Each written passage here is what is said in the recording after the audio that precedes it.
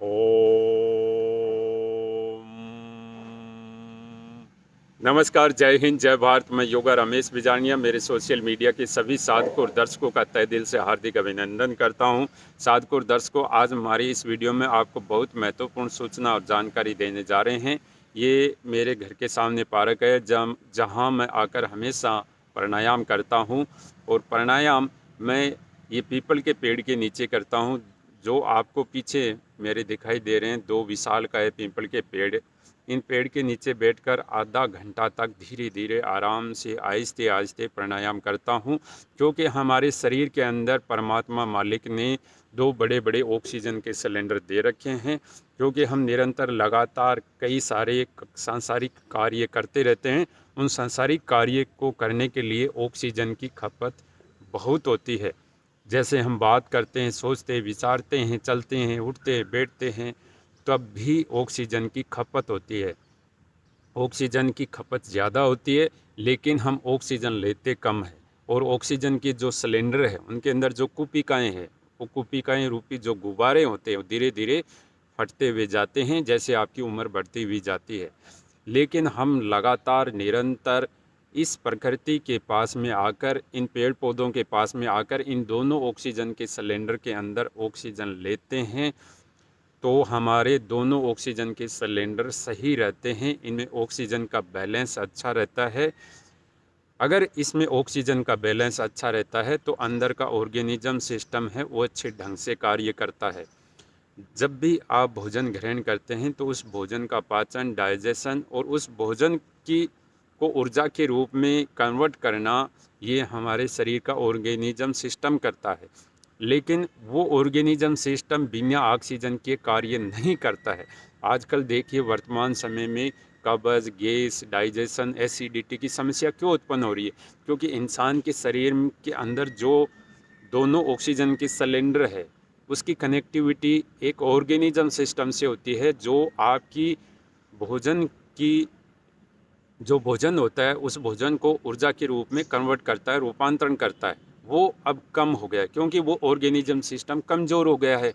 क्योंकि उसको प्रॉपरली ढंग से ऑक्सीजन का वे नहीं मिल रहा है, ऑक्सीजन नहीं मिल रही है, जिसके कारण वो अच्छे तरीके से कार्य नहीं कर रहा है। तो मेरा इस वीडियो में समझाने का मतलब है कि आप सुबह उठकर हमेशा अपने ये दोनों ऑक्सीजन के सिलेंडर है, इनमें ऑक्सीजन आराम से लीजिए और इन दोनों सिलेंडर के अंदर ऑक्सीजन को प्रचुर मात्रा में रखिए, ताकि कभी भी कोई मुसीबत आए, समस्या आए, तो ये हमारे दोनों ऑक्सीजन सिलेंडर उस समस्या से, उस संकट से मुकाबला कर सके और हमारे प्राणों की रक्षा कर सके, हमारे शरीर के अंदर के ऑर्गेनिज्म सिस्टम की रक्षा कर सके। क्योंकि आपने कोरोना में देखा होगा काफ़ी लोगों को कि जिनके अंदर ऑक्सीजन की मात्रा कम थी और जिनके फेफड़े कमज़ोर थे, तो वो कोरोना से मुकाबला करने में असफल हो गए थे। और जिनको ऊपर से ऑक्सीजन चढ़ाई गई, काफ़ी सारे इंजेक्शन दिए गए, तो उनकी पैनक्रियाज डिस्टर्ब हो गई और हार्ट की भी काफ़ी बड़ी समस्याएं उत्पन्न हो गई। जो आज हम वर्तमान समय में देख रहे हैं कि आज हार्ट के सबसे ज़्यादा पेशेंट हो गए हैं। इंसान हॉस्पिटल में से हार्ट का ऑपरेशन करवा कर रेस्ट करके जाता है, तो वापस दूसरा हार्ट अटैक आ जाता है, तो डॉक्टर दूसरा ऑपरेशन करता है और कुछ दिनों बाद में कई ऐसे लोगों की मृत्यु भी हो जाती है। तो इसीलिए साधकों, दर्शकों, इस शरीर को, इस परमात्मा रूपी नर नारायणी देही को कचरा पात्र मत बनाइए। इसको सांसारिक मोह माया के लिए नहीं बना है। ये परमात्मा और इंसानियत और मानवता और प्रकृति सृष्टि की रक्षा के लिए बना है। तो हमको इस शरीर को सुबह उठकर अच्छे तरीके से साफ सफाई करनी चाहिए और शरीर का अंदर से अच्छे तरीके से शुद्धिकरण करना चाहिए। अगर आप प्राणायाम निरंतर लगातार करते हैं तो आपकी नस नाड़ियों के अंदर की जो गंदगी है वो साफ होती है, नस नाड़ियों का शुद्धिकरण होता है।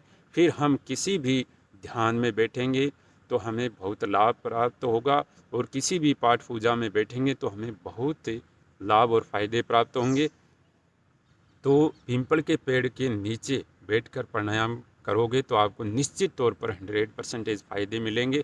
और प्रकृति पेड़ पौधों के बीच में सुबह उठकर प्राणायाम करोगे तो बहुत लाभ और फ़ायदे मिलेंगे।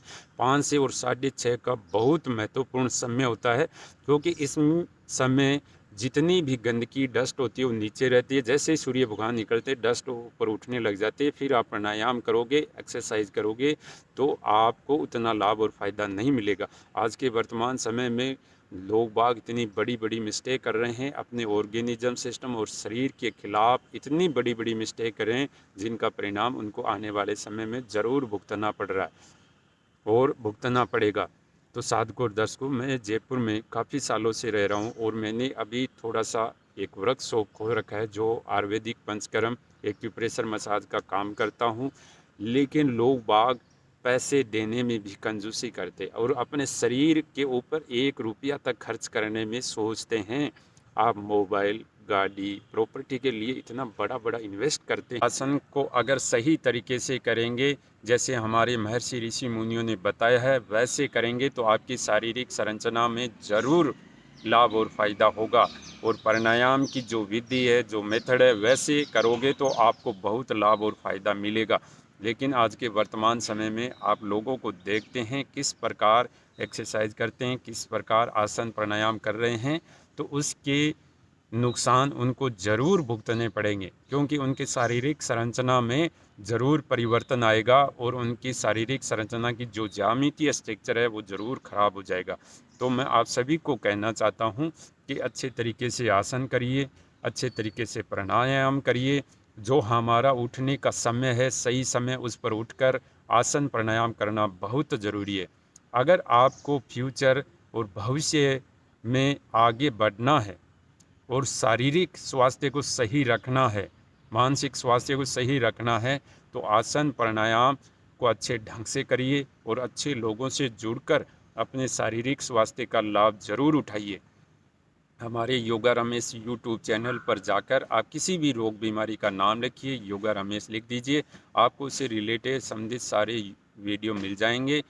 और साधकों दर्शकों, हमारे यूट्यूब चैनल योगा रमेश से निरंतर लगातार जुड़े हुए रहिए, प्रत्येक वीडियो को देखते हुए रहिए। धन्यवाद।